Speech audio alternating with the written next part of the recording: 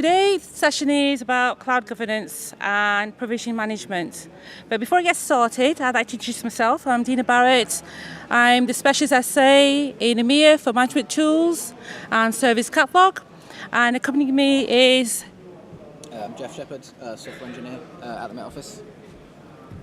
And my name is Mark Norris, Program Manager at the Met Office. So we'll be hearing more about the innovation at Met Office later on in the presentation. But first of all, thank you very much. I'd like to talk about cloud governance. I'd like to talk about provisioning management and what kind of tools that we have in AWS. So if you look at the type of tools that we have, and when we migrate applications, governance is sometimes always at the end of the list. It's something that we think about later on. We're not very not very proactive in terms of thinking about governance. It's a task that we do later because we just want to innovate. We want to get applications out. So if you look at this diagram, it looks at the services that we have now to improve the governance agility.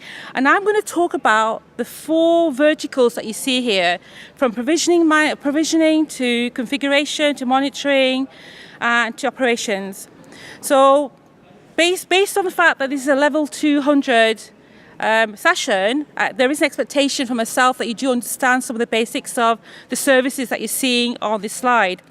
So with CloudFormation, if you think about the management tools and this suite of services that we have, it helps you enable the governance and verify compliance in your cloud environment. You can use these tools such as CloudFormation and Service Catalog to define your resources, to provision them. You can use organizations for multi-cloud strategy, provision through Service Catalog to a specific account, for example. And we also have the new Control Tower, which was released last year at re:Invent, which has a full integration with Service Catalog, organizations, and a host of other things as well. On the second pillar, we have configuration management. And each of these pillars, I will actually be drilling down into the best practice and some of the benefits of using these tools. You have CloudWatch for monitoring, setting alarms. And then you have the final pillar where you're looking at CloudTrail for logging, to understand threat detection, for example. You have AWS config, where you have secure service control policies that can define to restrict access to certain services. Then you have Systems Manager that controls how those resources are deployed and what you can do to control where they're deployed, if they need updating, if they need some kind of patch management, if you need to completely fully automate using a Systems Manager. You can even eradicate the use of Bastion by using a Session Manager and run commands. And then finally, we have License Manager to bring your licenses on board in one estate in AWS. So let's dive a little bit deeper now into provisioning. Now, I'm not going to read out what's on the slide, but I do want to talk about things like, CloudFormation, for example. So CloudFormation, there's a lot of things you can do now. When we started several years ago, every day, every year, we get more and more customer input. You can set up your environment, you can automate it, you can configure, you can deploy, you can support the infrastructure, you can run the application in the environment automatically. You can create CloudFormation templates and put them in Service Catalog. So these are your blueprints, and you can deploy through Service Catalog. And as long as you have defined credentials for your users, they only deploy what you give them access to. You also have, for example, automatic account permissioning from organizations. And you can provision against all regions. So basically, these services, the APIs, you can provision globally. Apart from Service Catalog, which is available in 16 regions at the moment. So let's drill down a little bit more now into CloudFormation. So you can code in YAML, you've got JSON, you've got sample templates. We've got sample templates on GitHub, we've got sample templates on the AWS website. So you don't have to start from scratch. You can use your templates, add to them, right? Change them, update them. You can upload from locally. and then you can even put them into your S3 bucket. You can also create your stacks using your console, your APIs, and CLIs. You can use third-party editors as also to configure them, to upload your CloudFormation templates to S3 bucket. And once these stacks and resources are provisioned, the good thing about it is that they're controlled. You've created them based on best practice, you've added in the resources, you've added in the parameters that you need, you've added in the security policies that you need, you've added in the IAM permission sets, the VPC subnets, the VPC itself. There's a whole host of things you can put into your CloudFormation template, so nobody can actually change it. And so that in itself, it increases your governance because you can actually manage and monitor what you deploy. Then you've got service catalog. Now, a lot of companies that I work with have deployed service catalog to bring together their assets in one dashboard. And so if you've used service catalog before, then you would have seen that it basically uses CloudFormation templates. It's actually like a repository, from my perspective, for CloudFormation, but with a lot of other functionality built in. So we have, on the left-hand side, your resources. So you can use services, AWS services to log. You can increase security, so you can deny permission, you can add permissions, you can create service control policies that define who can launch that asset and who can't launch that asset. You can provide naming conventions to differentiate between other services. Then you also have our best practices, so you can tag within Service Catalog. So when you create a portfolio in Service Catalog and you have your product, you can tag your product for the lifetime of that product. You can have immutable configuration. There's also parameter control, so this integrates very well with Systems Manager. So you can create parameters such as, for example, your database, passwords. You can use KMS, store them in the KMS, create a parameter, so you don't have to write that into your CloudFormation template. So again, increasing the level of governance, increasing the compliance, meeting compliance policies within internally in your organization. And that controls access to that content. We also have integration with ServiceNow and BMC and Cherwell. And this diagram basically shows the best practice in terms of integration. You can incorporate AWS config, for example, with ServiceNow. You can manage your costs. You can have resources of the application, the service. You can understand your cost levels. So you've got a solution factory, which could be your service catalog. You have all your solutions in there, whether it's born in the cloud, whether it's third party from marketplace, for example, or whether it's just your own legacy application that you've kind of refactored and put that into AWS. You can create a CloudFormation template based on that and put that into Service Catalog and launch it from there. But then you also have, for example, ServiceNow. So ServiceNow integration means that whatever's in your AWS Service Catalog, you can see in your ServiceNow dashboard. So if you're your ServiceNow user and all you're doing is using ServiceNow to provision, then you'll see all your assets in ServiceNow through the AWS ServiceNow connector. And this is what the diagram basically shows you, that the end user can log into ServiceNow, they'll be able to see the service catalog and all the products that they've been assigned to view and to provision. And that can be part of the solution factory that we have. And a solution factory is also like landing zones, for example, account vending machine, right? So there's a lot of solutions there that you can put into your solutions factory, for example. Then we have organizations. So, if you think about organizations, it's actually simplified a lot of account creation. You can use it to control policies. Again, I said previously, you can create service control policies to add those groups to control AWS service launches. You've got billing and usage. So all your RIs and EDPs, you can have a single point of view in terms of your bill. So you have separate bills that you have to view. You've got multi-account functionality. And again, you've got integration with Service Catalog as well. Then you have Control Tower. It's in preview, and if you're watching, the feedback from Control Tower, we are going to release it in Q2, end of Q2. It's ready. We had a preview. We had a lot of feedback from our customers, which has led to changes and improvements in our service. But again, this actually integrates with Service Catalog. But this is a nice tool because it automates landing zones. So where landing zones, if you've heard of it, is manual. You can create custom resources and customize solutions and customize credentials. What Control Tower does, it basically is a dedicated service. It manages that for you. It's got guardrails, it's got preventive guardrails, defective guardrails. It allows you to set up your account. It automates the whole thing, just like landing zones. Right. Through landing zone, through Control Tower, just like landing zone, you've got something called Account Vending Machine. And what that basically does is a CloudFormation template. It's already been created. It's available on our website. It's available on our AWS GitHub website as well. It's just a CloudFormation stack, and it's in AWS Service Catalog. You launch it from Service Catalog, and ultimately will create your VPC, your subnet, your routing. It'll whitelist, it'll blacklist, it'll create your multi-account strategy if it's part of the vending machine. It create your portfolio. So basically, it'll ultimately create the whole account. So the whole idea of Control Tower is to lead into automation, is to simplify using AWS, where before you need to go on this training to be able to understand it. This will make it a lot easier to adopt AWS, a lot easier to migrate your applications into AWS, and a lot easier to manage, right? Then we have the second tier that I want to talk about is configuration management, as OpsWorks. And OpsWorks, we have Ansible, we have Puppet Enterprise, and with OpsWorks, it's pay-as-you-go, so only pay for the resource that you use. It's a managed service, which means that you don't have to look after your Puppet or your Chef Enterprise servers. We do that. You can back up and restore and have the snapshots available. You have support as well through sending a support case to AWS.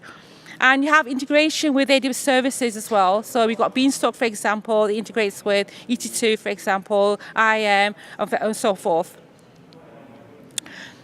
The third pillar that we want to look at is monitoring. And if you think about trends in monitoring over the past years, we've seen a lot of distributed microservices applications. We're seeing lots of different languages and frameworks. We're seeing workloads increasing learning on like transit resources. We're seeing containerization. We're seeing persistence tiers in specialized applications. But we're also seeing, for example, things like small changes made to our applications, which are continuously built and tested. Monitoring those applications, monitoring those builds, we deploy CloudWatch. And if you think about what are the advantages of using this, it integrates with your services, all your services. So from Lambda to EC2, right? And it also integrates with CloudTrail as well, so which I'll be talking to you in a few minutes. So with this monitor service, you can spot trends. So for example, if you've got an application and the traffic threshold increases during demand, you can collect that data, analyze that data, spot those trends, create custom alerts to identify the monitoring, and then act on that. So you could create tags, you create policies where you could act on, do I need a new server, for example? So if I don't need a new server, then do I need another additional resource? So you can spot those trends in terms of how the application or your environment is going. Then you've got the centralized monitoring, so you can deploy CloudWatch within a centralized account and use that as a service to monitor your applications. You can troubleshoot, you can drill through CloudWatch and drill through the errors that you find. You also have alarms, so you can identify the alarms, drill through where the error occurred. You can monitor and store those logs, S3 bucket, for example. You can set the alarms, so I mentioned only through SNS, for example, and you can create your own personalized dashboard, customize alerts as well. So there's a lot you can do with CloudWatch, and again, it depends on the type of use case that you have, the type of use scenarios that you have. And now we're looking at the fourth pillar of management tools, and there's quite a lot here. There's a lot of information, but and again, I'm going to drill through each four of them. So this is just basically overall, CloudTrail is for governance, tracking, You can track API activity usage, you can track inventory and track the resources, you can easily view all your resources, automate the common operational tasks that you have. With License Manager at the end, you can track the usage, you can reduce costs, you can manage licenses, whether it's your license you acquired through AWS Marketplace or whether you've acquired in bringing your license across your account centrally. So let's drill down a little bit now into CloudTrail as well. So CloudTrail enables you to track activity uniformly across your service accounts, across your teams, team accounts in your organizations. There's a single point of control and a single source of truth. So CloudTrail gives you that single set of tools. It can detect important changes in minutes. It's built in AWS for AWS, and it covers the vast majority of all the services. Most importantly, CloudTrail provides a consistent and broad API view of your activity in the application. And that's really important because you can see what's happening with your application. It's easy to maintain. It basically provides you with the CloudTrail's historic data, so it's got a historic feature. It can be integrated with organizations again, so if you've got an account that requires you logging and tracking the API calls in that account, you can use CloudTrail. It gives you that managed governance operations you can put in place, so you're managing and governing based on access and usage of that service itself. Then we have AWS config and config rules. So if you think about from an inventory and a configuration management perspective, when you enable AWS config, it will automatically discover your resources that exist in your account and record their current configuration as well as all the relationships and other resources. So it'll start tracking basically your configuration changes. It will provide you an alert using SNS or CloudFormation notifications. It is basically a continuous configuration auditor. That's what it basically is. You can create secure policies. So for example, if you've got an S3 bucket and you want it to keep it readable and not writable, you can define those config rules. You've got rules out of the box, best practice that you can deploy across the board, across all regions. And it integrates with the rules that we have on GitHub. So there's a lot of samples out there that you can use. You don't have to create them from the start. And lastly, you can view your resource that goes in and out, and you can look for compliance. And when you're looking for compliance, you're looking at the history. That history is there. Some of the use cases where I've deployed service AWS config and config rules are like audit and compliance, for example, where we verify configuration changes so they don't violate policies. I've got things like operational governance, where I've used it in DevOps compliance. For example, remove deleted or unused resources. I've also got ensures the configuration changes are tied to the approved changes that's been requested. We also have, for example, security intelligence, where we can use this to identify incident and breach analysis. We can identify the vulnerable resources. And lastly, this integrates with ITSM, content management database through ServiceNow, for example. And then last we have System Manager. And there's a lot. There's a huge collection of capabilities that you can see here. And I'm going to quickly go through some of them, like I say all of them, briefly, just to give you an idea of what they do. But basically, System Manager, let's start at the top with the resource groups. And that basically is just a resource group is a collection of your resources, right? They're all in the same region and that match the criteria you provide when you do a query. You can create custom console. You can organize your information using tags, and so that shows all your resources basically, like what you've got in there. Then you've got run command, and run command basically is just executes your ad hoc commands that you manage. So for example, you could have remote commands on hosts, And sometimes that requires a lot of setup, manually going in, trying to execute that. You can use an SSM document, a systems manager document, to create that run command. So you don't need to manually log into, for example, Bastion. So it makes it a little bit easier. And managing those connections and those commands remotely, you apply a lot more governance there because you've actually documented how to get into your server, right? Then you have inventory, and that basically automates a collection of all your software from your managed instances. So you can use this to gather metadata, for example, about your applications. You can use this to track your components, to track patches, for example. And whatever data you want to gather, you can use this to gather that data on what kind of resources you have. Then you have Patch Manager, and this is basically automating the process of patching. So for example, if you've got an EC2 and you require patching, you can create a baseline for that patch, which can include rules and pre-approved rules, which are auto-approved rules, and deploy that within days of the release. So you can plan it out, schedule it. You can have security patches installed on certain types of dates that you schedule. And this allows the updates to be installed when you want them to be installed, instead of on a day when you may have a lot of traffic on the servers. So it's a great way to deploy the patches automatically without you manually going in. Then you have automation, which basically is an extension of the run command. And basically the run command, so the automation is automated, it's executing the automated commands via the API. So you can use AWS APIs to automate and execute your commands. You can use SSM automation document, for example, where you can combine multiple tasks to accomplish a lot of complex tasks and get them to run automatically. You can use it for auto-scaling, for example. So there's a lot of things you can do with automation. How are you going to automate your environment? So for example, what did I do the other day? Reset SSH, for example. SSH keys on my Linux server. I automated that, updated them, applied OS patches. I wanted to do some application updates. I automated that and just run them through on a schedule. Then we have parameter store, which I mentioned earlier.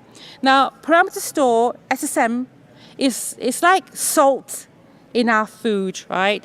This feature removes the risk of exposing your database passwords and other sensitive parameters that you would use in your CloudFormation template. So don't put that, best practice, don't put that into your CloudFormation template, right? Put them into your SSM document, use KMS, create a parameter that references that, right, and use that in your CloudFormation template. So that's parameter store, state manager. So over time, things change, right? And how do we keep our environment compliant with security and the operating guidelines that we have? So state manager makes it easy because it's got the ability to execute commands using SSM documents. And again, it's about the state of your server. For example, if you SSH into your server, when do I shut down that SSH daemon? Do I keep it running for 30 minutes? Do I keep it running for an hour? Or do I shut it down? So it's about the state of your resources and to control who can execute those commands, right? Maintenance window, we touched on that, about the window and scheduling. This basically is an environment where you can set your schedule, maintenance window to deploy OS patches, security patches. You can again use the SSM documents, define that in your document, automate it, and make it run through the run command and automatically upload and patch your server. So there's leveraging, again, a lot of automation. Automation is great because it gives us that governance, right? You're compliant with automation because you write it once and it's done. You make sure it's got all the details you need to have in there to be compliant. Human error is excluded when you write and automate these documents. And finally, then you've got session managers. Basically, this is basically where you don't have the SSH, you use PuTTY to access your server. You've got an online terminal where you can access your session. You don't need, for example, to open any ports, for example. You don't have to manage SSH keys because they're already there in the environment. So there's all benefits in using license manager. And then finally, you've got distributor. Distributor is where you've created a package, an application package, and you want to distribute it. So if you want to share it out to another region, share it out to another account, basically it's an agent, it packages up your software, and you can deploy it. Okay. 26 minutes. Okay. And then let's talk about License Manager. This is one of the newest releases last year.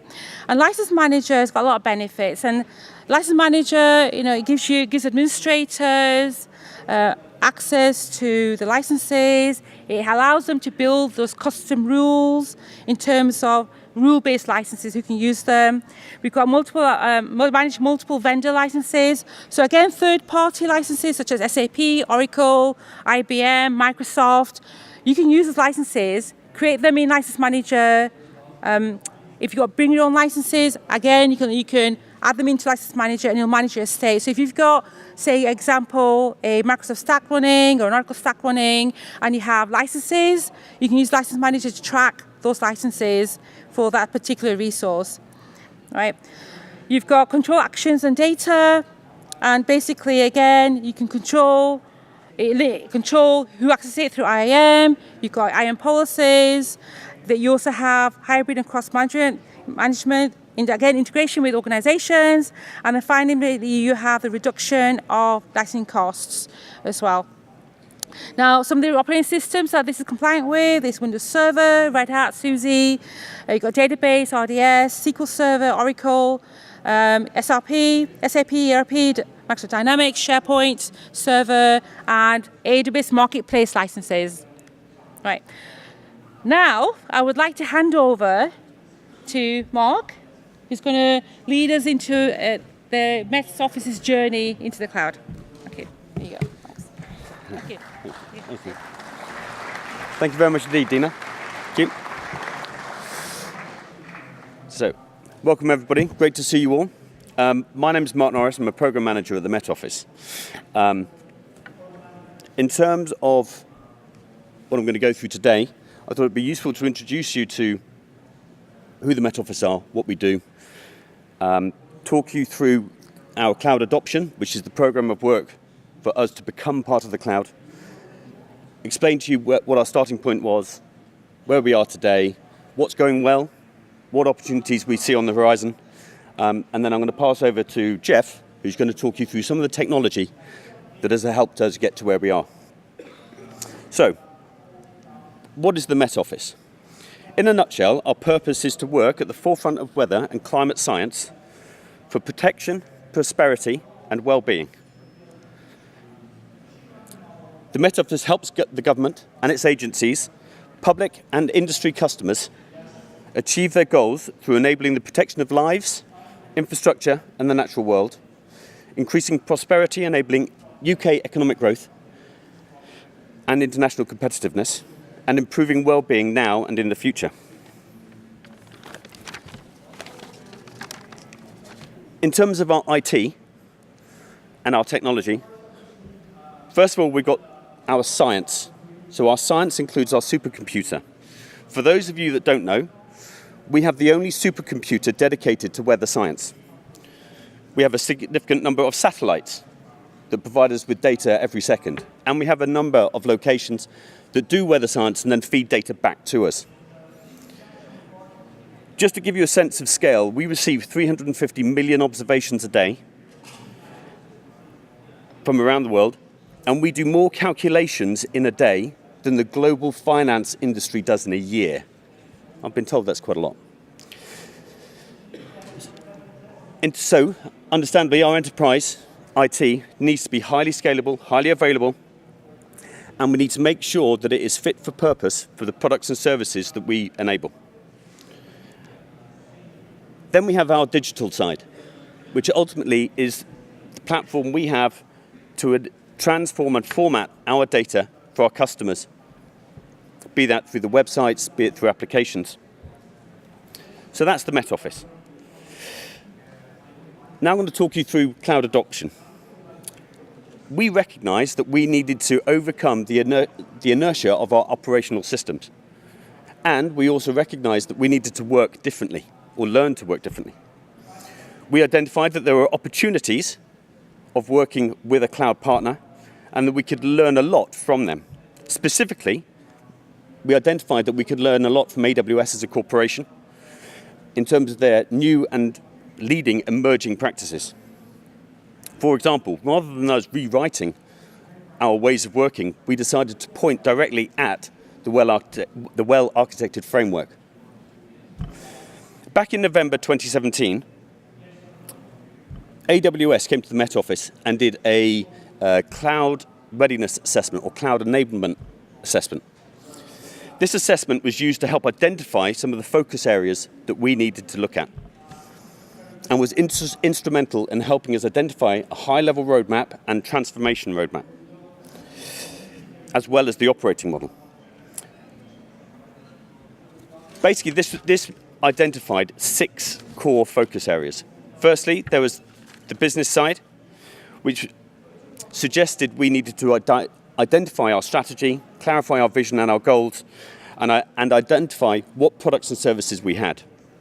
Then we had governance, where we needed to identify what our backlog was, how we were going to use it, what we needed, and also the identification of certain measures to help us track progress.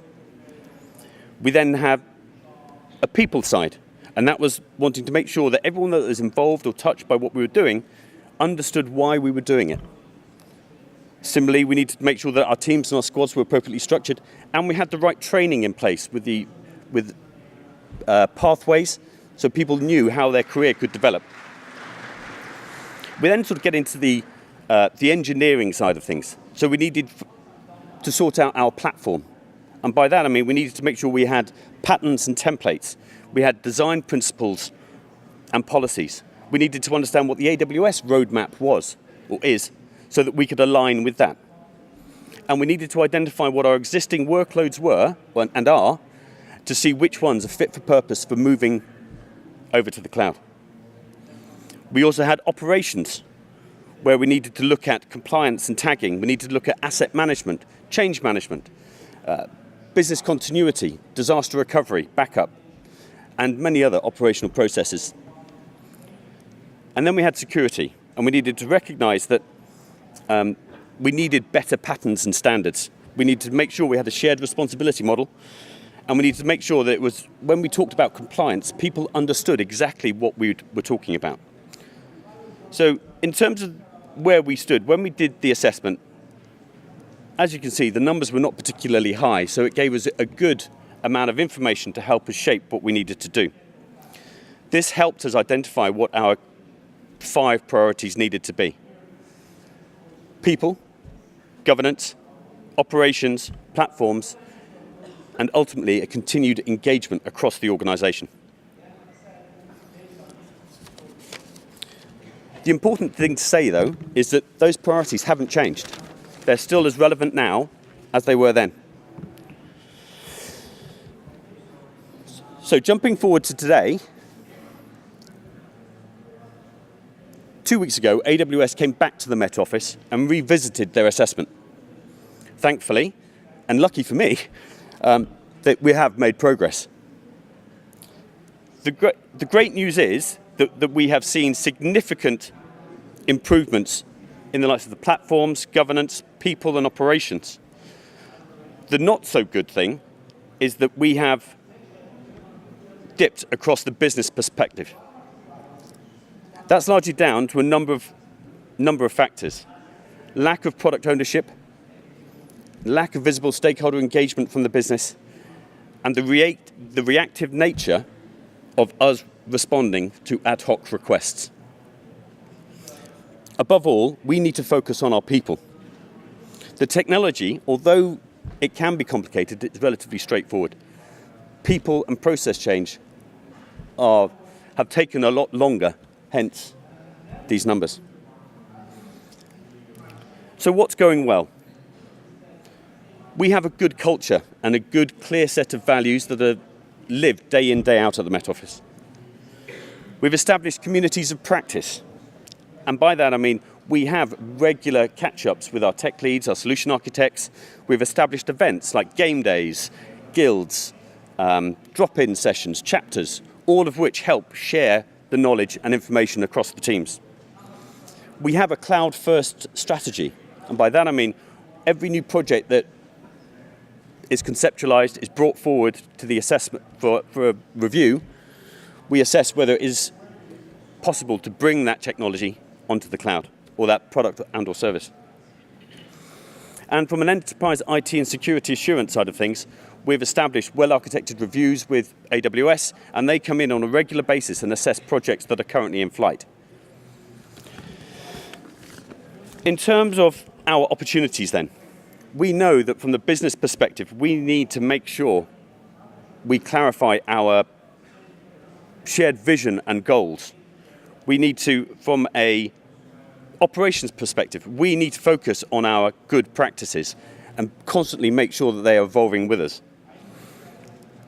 But above all, we need to make sure that our people are engaged with us. We need to make sure that they have the right skills and experience, that they are given leadership opportunities and they're able to delegate appropriately.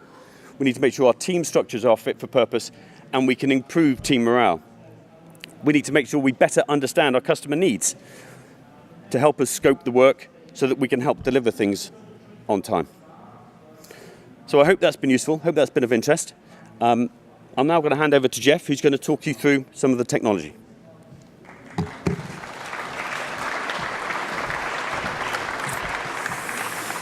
Hi everyone, I'm Jeff. I'm just going to talk about some of the tools and the implementation that we've done off the back of some of the stuff that Mark talked about. So, as Mark mentioned, the Met Office, weather and climate and science is really what we do as an organisation. So we have hundreds of scientists looking to improve our weather models so we can give better forecasts. If you check the weather when you came here today, hopefully use the Met Office. Our scientists ideally want to spend more time doing science than trying to provision IT to help them do science. So our job is to deliver that internal service. We have a few years ago, people had big IT underneath their desks. We moved that to an internal virtual desktop environment, and now we're moving that compute and storage to the cloud. So how do we do that? We've got CloudFormation templates that are defining our EC2 instances, our S3 buckets, our Lambda functions. We're storing them in GitHub, and using AWS Code Pipeline, we're deploying that repeatedly to set up a service catalog instance that sits across all of our accounts. So we have an organization set up, and we use a multi-account structure to make sure that people can innovate as much as possible without disrupting others and other production workloads. So we share that service catalog instance into all of the accounts so that new projects get access to resources from day one, and either using the console or from the CLI or any other SDK that people want to use, they can start deploying resources. And we've got the governance in there because we've got limits to size EC2s that can be deployed without that's mainly to keep our costs down, but we've also got some tagging enforcement in there that links into our FinOps processes, and some network constraints, so people cannot use the same subnets in different accounts, because if we want to VPC peer that at any point in time, we can't do that if more than one subnet has been given out. And we also have some reporting and auditing tools. Some of them we use out the box with Service Catalog, some we've built ourselves to keep track of things that are being deployed. There's a lot being deployed from here, so we need to know what versions different accounts are on, and give people a nudge towards the next version as and when we need to. So the sort of thing that people might deploy, again, an EC2 instance is back with an S3 bucket that gives scientists the compute they need, persistent storage, without really worrying about how that got there. However, we can't predict exactly what a scientist will want to do in their environment, and so they may get more comfortable with Lambda functions and think, I've got this thing, I'd like another few hundred scientists to use that thing. Can you make it available to lots of people? So we've made a feature where people can raise a pull request into the repository. That automatically will build and test whatever they've put in there, and fire a request to someone in the central team to have a look and do some manual process on top of that. Once we're happy with that, we'll publish that to all accounts. So more than that one person can start using that tool. And we put ServiceNow on top of that as well. to enable us to track and audit with a few hundred people doing this sort of stuff, we need that governance and control in there as well. So this was great for helping us go from big boxes under the desks through to managing things in the cloud. We can turn things off over the weekend, overnight, that kind of thing, save money, and we get a good visibility of what is being deployed across our estate. As I mentioned, we've got some out-of-the-box governance controls, but we've also flexed it a little bit to work with how we work. However, there was quite a lot of overhead, both time and cost, for dev teams to integrate what we've got into their product-specific continuous integration, continuous delivery pipelines. So what we did on top of that was make use of the serverless application repository, which is relatively new, but enables developers to get much more into the detail of what's going on. And again, using their pipeline and either the CLI or an SDK of their choice, they can deploy applications from the repository. That might be a Lambda function backed by an API gateway, anything serverless.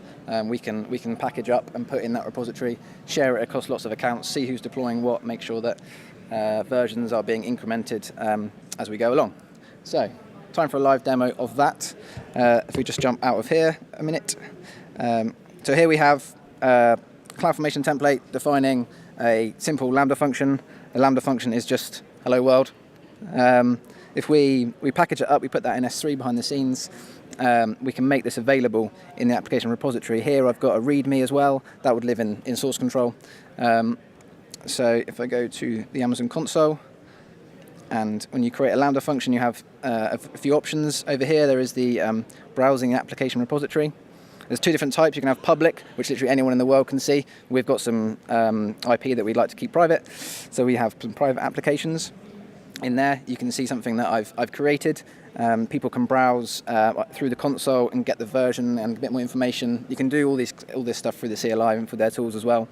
They can see the template that would be deployed into their account, and any documentation that you've put in the README file comes up in there as well, so people don't have to go and look at 4 different places to understand how this thing works. Any parameters that you need for your stack for that product, so finance code, that kind of thing would go in here. And this is in a master account, so in AWS Summit 1 account.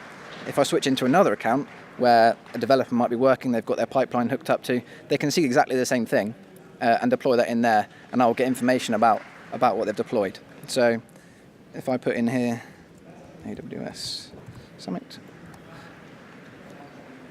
that will go off, and in the background, the serverless application repository will deal with deploying the CloudFormation template, letting me know when it's done. I could jump into the CloudFormation console, but it's given me a status here on the screen of how far it's getting. So it's created that Lambda function and anything else that I might need. And here I have a function that's been named on my behalf because I didn't provide one, but you could allow that naming of Lambda functions. And then in the console, we load up the contents of the function. So that's more of an end-to-end, just how this thing works.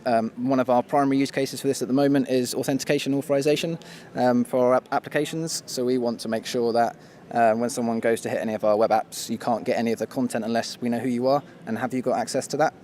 Traditionally, if we were sat on an Apache box, you could get information without needing to potentially log in. So we have hooked up a Lambda Edge that sits alongside our CloudFront distribution that we can trigger to get that login, log out process going. And the central team developed that knowledge in authentication and allowed people to deploy it through this method. So dev teams can say, I need authentication on my application. That's not going to take me weeks anymore. I can go here, deploy that, hook it up to my CloudFront distribution, and there we go. So some upfront investment in like a specifically hard challenge makes it easier for other people to deploy that. So that works.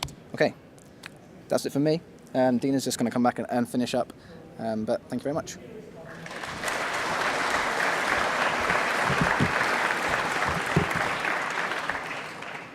So thank you very much for attending. Very appreciative that you've stayed the course. Thank you to Mark and Jeff for taking the time from Met Office, who are quite busy, telling us their story. Related breakouts for this session is best practice of migrating workloads and CI/CD. Thank you. please complete a survey and leave your headphones on the chair. Thank you very much, everyone. Thanks.